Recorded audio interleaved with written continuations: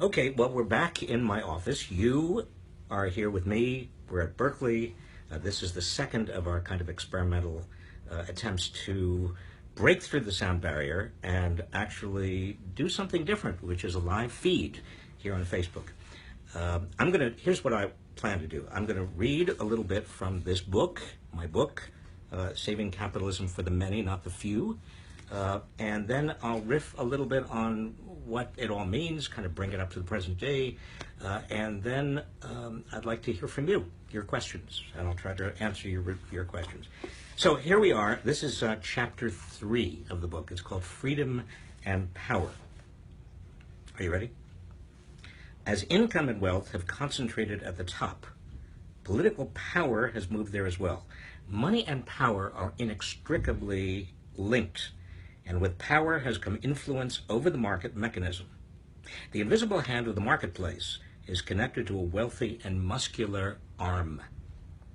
It's perhaps no accident that those who argue most vehemently on behalf of an immutable and rational free market and against government intrusion are often the same people who exert disproportionate influence over the market mechanism.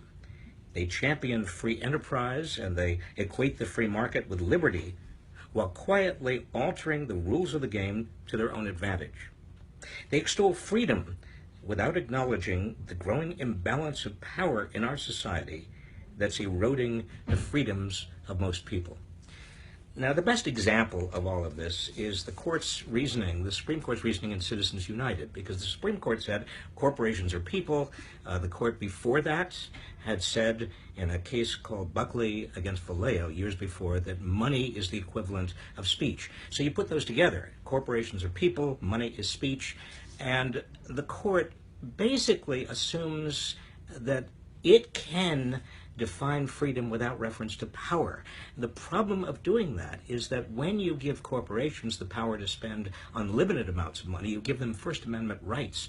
You are essentially squelching, you are making it almost impossible for the rest of us, average people, to be heard. You are in effect taking away our First Amendment freedoms by giving corporations First Amendment freedoms. In other words, talking about freedom without considering the imbalance of power in our society, the increasing imbalance of power, makes a mockery of the idea of freedom. It's the same with free enterprise, with free markets. I mean, you talk about free market, but in effect, without talking about who is creating the market, who is influencing how the market is organized, you have a free market that is essentially a joke in the sense that it's rigged. More and more economic power adhere to fewer and fewer major companies. Look at pharmaceuticals. Look at internet service. Look at airlines that has gone from 9 major airlines down to 4 major airlines. Look at almost every corner of today's market, and you see a fewer firms. They're able to, because there are a few of them, able to coordinate their prices, able to coordinate their strategies, and therefore gain even more market power and demand higher prices for consumers. That's why the market is rigged in a way that there are these hidden upward redistributions. We're paying more for pharmaceuticals than any other advanced country's citizens. We're paying more for internet service. We're paying more for airlines. We're paying more for food. When I was on my book tour, I asked my publisher if I could be sure to be sent to places where there were a lot of Republicans and Tea Partiers, red states, red cities. And I discovered a lot of people who call themselves conservative Republicans, but who were saying very similar things to what I hear people like Bernie Sanders say, in the sense that the market is not only rigged, but we have a system of crony capitalism. Market power is overwhelmingly demanding higher prices from most of us. Corporate welfare is robbing taxpayers. Many people who, again, call themselves conservative Republicans, they hate what happened to Wall Street, the Wall Street bailout. They feel like government isn't working because government is under the control of big money. And they are absolutely right. Now, to me, what that means is we need politicians like Bernie Sanders who are willing to stand up to the big money. But some of these people, instead, if they are conservative Republicans, they are opting for what I've called authoritarian capitalism. And that is embodied in Donald Trump and Donald Trump's hatefulness. I probably ought to say something about power in a more personal way, because a lot of my writing, a lot of my thinking, a lot of my work over the past 35, 40 years has been about a misallocation of power, an imbalance of power in our society. That's what this book is all about. And I don't want to get too psychoanalytic about it, but I was very short when I was young. In fact, I'm still short, but I was really short. I mean, I was little. And so a lot of people, young people, you know, I was 3 and 4 and 5 and 6, and the other boys, 3, 4, 5, and 6, would bully me. And they would occasionally, on a few occasions, beat me up. Now, don't feel too sorry for me. I did learn to take care of myself. I made alliances with some older boys, 5 or 6 years older sometimes, who I called on. It was my kind of protection racket. They would come and they would protect me from my tormentors. But what I did learn from all of that experience of being bullied is that those who are bullied feel an extraordinary vulnerability. They feel powerless. There's also a sense of being humiliated. And as I travel around America today, and even as I traveled around Red America, promoting this book, I kept on coming across people who felt powerless, who felt that the economic system and the political system were no longer working for them. They were working against them. They felt vulnerable.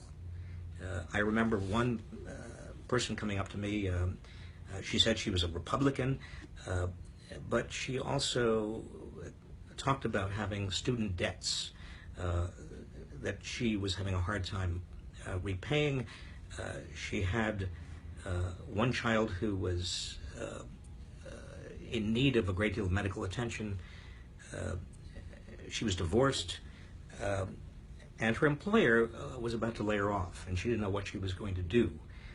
I kept on coming across more and more examples in this country of people feeling extraordinarily vulnerable, extraordinarily powerless, and to some extent humiliated by their position. They felt bullied, in other words, by the system. They felt bullied by their employers. That economic bullying and the consequence of that economic bullying is endemic in our system right now. 2/3 of Americans are living paycheck to paycheck. We have 35 to 40% of people who are contingent workers. They are freelancers, they're independent contractors. Some of them like what they are able to do, but those who have family responsibilities, who are in their 30s or 40s or 50s, many of them find that they can't pay the bills. They don't know how they're going to meet their expenditures from one week to the next because they don't know when they are going to be paid or how much they're going to be paid. I met somebody who got daycare and arranged a schedule around his children, and then arrived for work and was told that he wasn't needed that day by an employer who is under no legal obligation to provide work because that was an independent contractor, a subcontractor. But more and more Americans feel, just as that person expressed it to me, that he had no power. He had no bargaining power, no bargaining leverage. That economic bullying translates directly, it seems to me, into politics. I mean, the reason that so many Americans are so susceptible to demagogues like Donald Trump, who say that they are going to be powerful and protect these people, is because they're looking for power. They're looking for somebody to protect them. They're looking, they feel like there's nobody to protect them. Donald Trump, basically his theme, the only thing he says, whether he lies, and he does lie, he uses facts and he uses lies, and he is indiscriminate, and it doesn't matter. He doesn't care what he says. What he is essentially projecting is his assumed strength. And that strength is the same kind of strength that right-wing demagogues have used throughout history to try to gather political power while at the same time they are scapegoating others. And that's what Trump is doing. But you see, it all relates to this feeling that people have that they are being bullied, that they have no power, that they are vulnerable, and again, that very subtle sense of humiliation that they feel. This is dangerous. It's dangerous for an economy. It's dangerous for a political system. And occasionally when I've had the chance to talk to CEOs of big companies, and I have occasionally had that chance, and they at least seem not to be fazed by widening inequality and the stresses that so many people are under. I basically give them two arguments. Number one is the obvious economic argument. If the vast middle class and the poor don't have enough purchasing power because they're getting a smaller and smaller slice of the economic pie, then there's no way they're going to be able to turn around and buy the goods and services coming from American companies. What CEOs seem to forget is what Henry Ford, who was no great man in most respects, but in one respect he actually did something very innovative. In the early part of the 20th century, he raised the wages of his workers because he knew that they needed higher wages in order to buy Model T Fords. And American CEOs are beginning to understand that argument, that economic argument. But there's a second argument that I think that they need to understand, and that is they depend on a system, an economic and political system that is relatively stable, that people trust, in which there's a great deal of economic and political trust. But if it's unstable, if people are angry, if they're willing to vote for crackpots who are simply showing or trying to show that they are strong, when in fact they're, again, using the techniques that fascists and other authoritarian populists have used throughout history, that destabilizes the country. That's bad for everyone. That's bad for people at the top. It's bad for all of us. We need a strong and effective democracy. We need to get big money out of democracy. And that's particularly true at a time when you also have foreign threats. You know, somebody was talking to me this morning about the shooting of several African Americans by putatively white supremacists in Minneapolis. I don't know the details, but terrorism is not just jihadist terrorism. Terrorism is also terrorism that comes from hate, wherever that hate emanates from. Terrorism that is fueled by divisiveness. Terrorism that results in violence because people have forgotten the humanity in other people. Anyway, I'm sorry to get so heavy. I had intended to be a little lighter in this broadcast, but let me stop there for now and take your questions. And here's question number one from Anais Borja. And Anais Borja says, I hate my student debt. Well, I get that. Are you in favor of erasing all student debt? What about deferred payments? Well, look, I feel very, very strongly that public higher education in this country should be free. That's the direction we were going in. In the 1960s, and many people don't realize this, but in the late 1960s, public higher education in California and many other states was tuition free. we were beginning to regard public higher education the same way we regarded K through 12. It was the next step beyond K through 12, of free, tuition-free public higher education, and then we got off track. I think we ought to get back on that same track. So, Anais, my first choice is free public higher education. If we can't get there right away, I think we ought to have what I call income contingent loans. That is, if you get a student loan from the government, your payback ought to depend on how much you earn during the first 10 years of full-time work.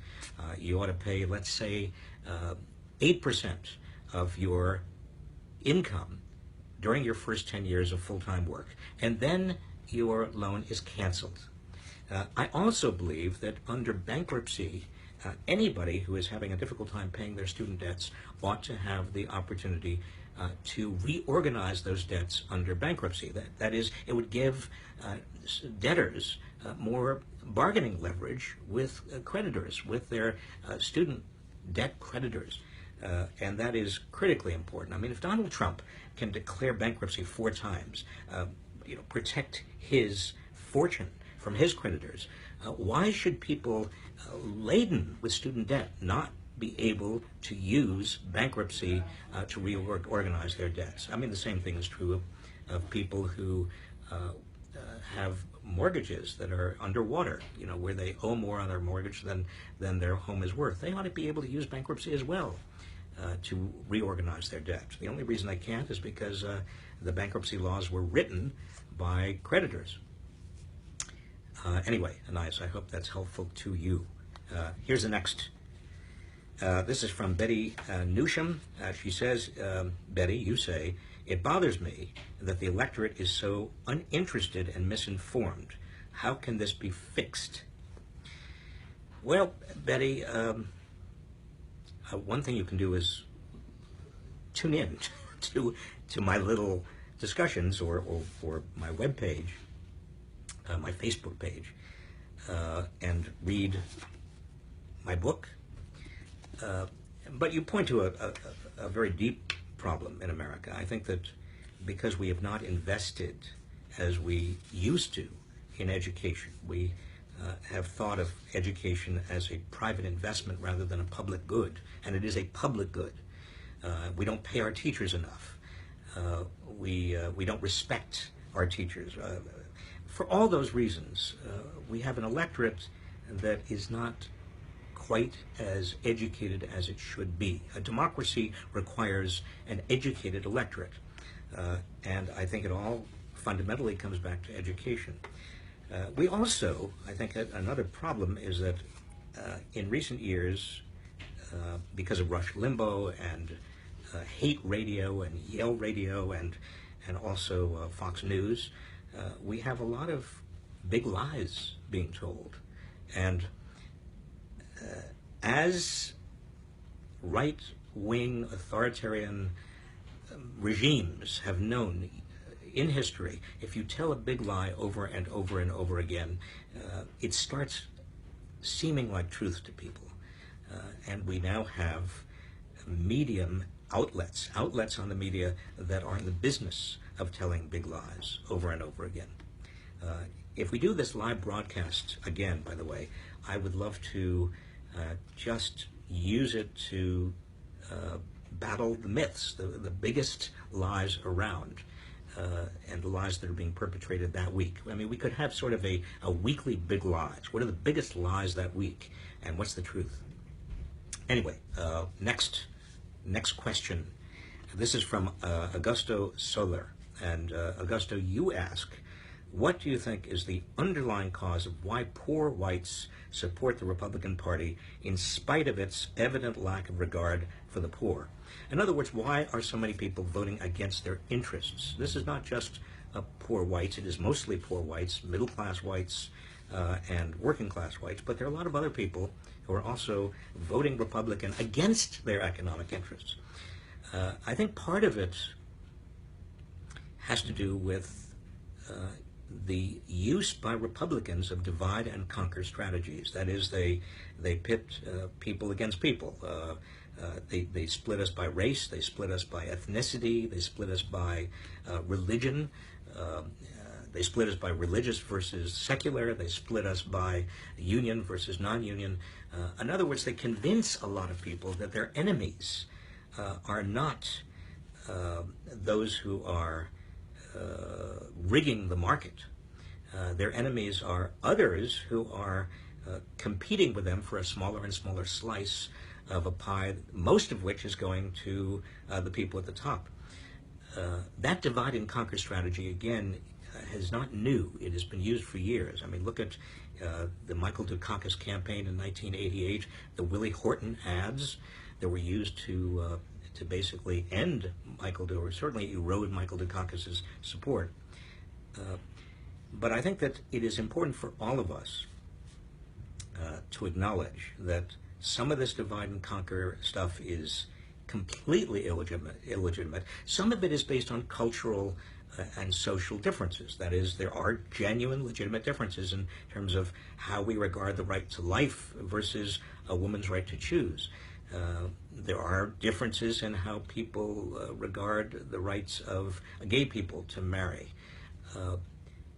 But it is critically important that we understand that the vast majority of Americans have a stake, regardless of their race or their religion or their creed or how they feel about these social issues. The vast majority have a stake in an economy that is working for all of us instead of a smaller and smaller group at the top. If we get together, if we vote together, the vast majority of Americans can make an economy that works for all of us.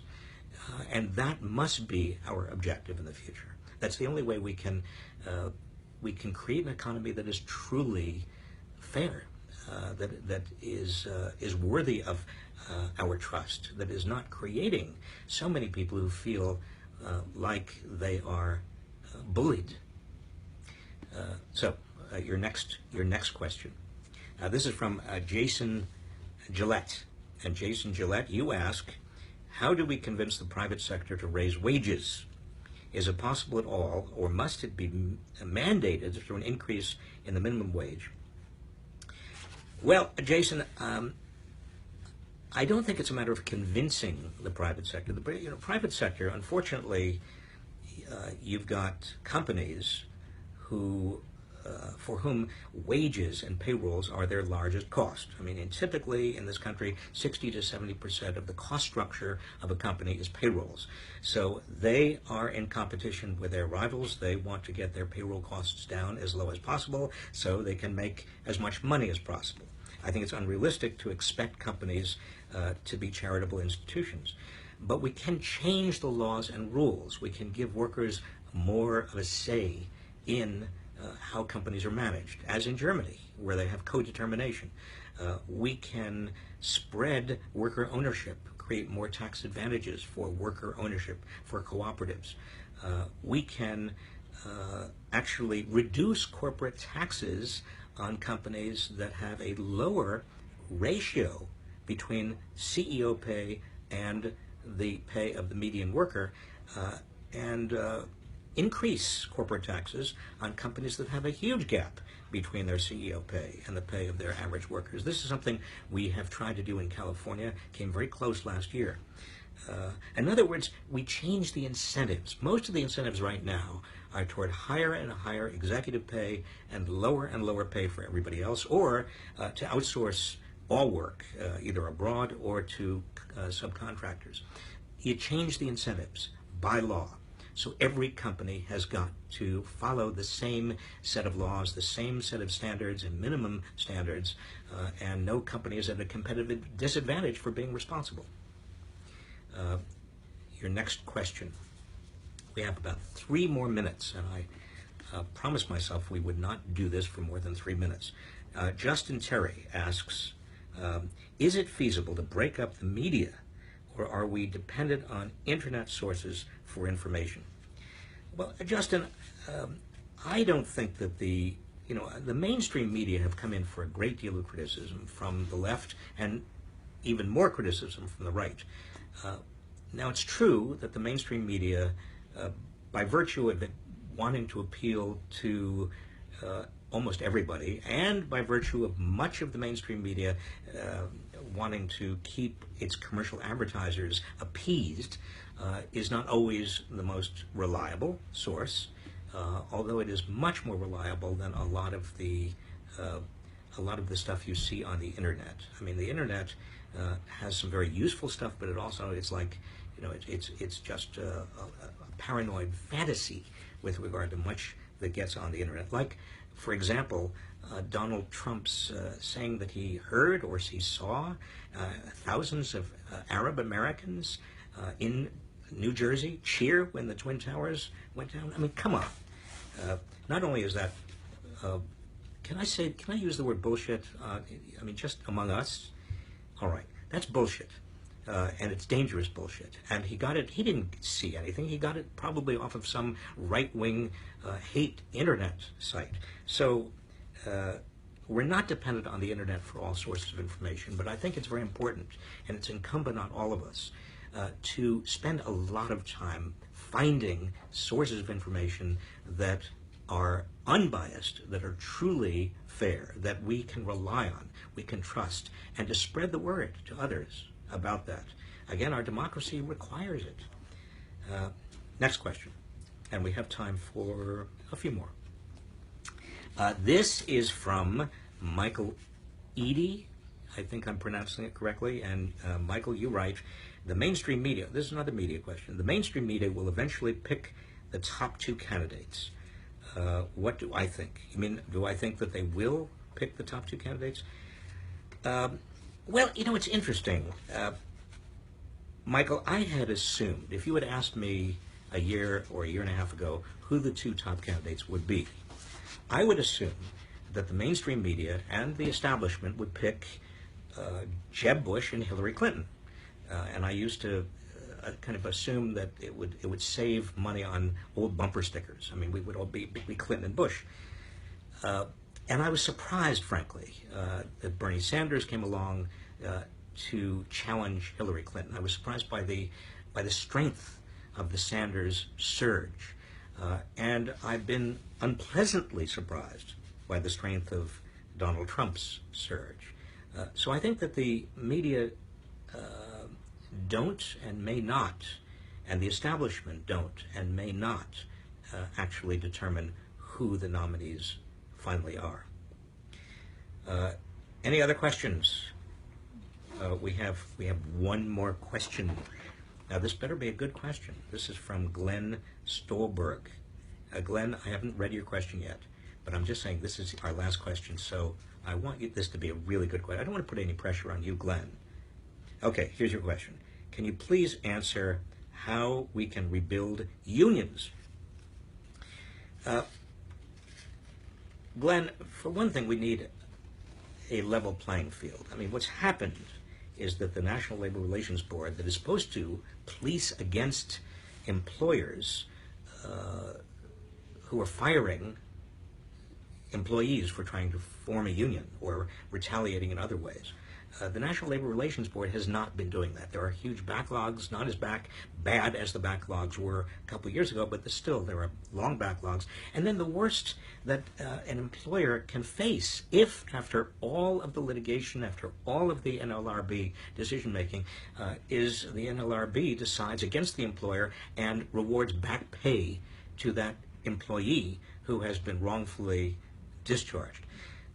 That's not enough. We need to have strong laws with real penalties that have teeth in them, so an employer is deterred from basically abrogating employee rights. That's how you start building strong unions. The other thing we've got to do is have it so that employers cannot have the kind of time they have to intimidate employees who want to form a union.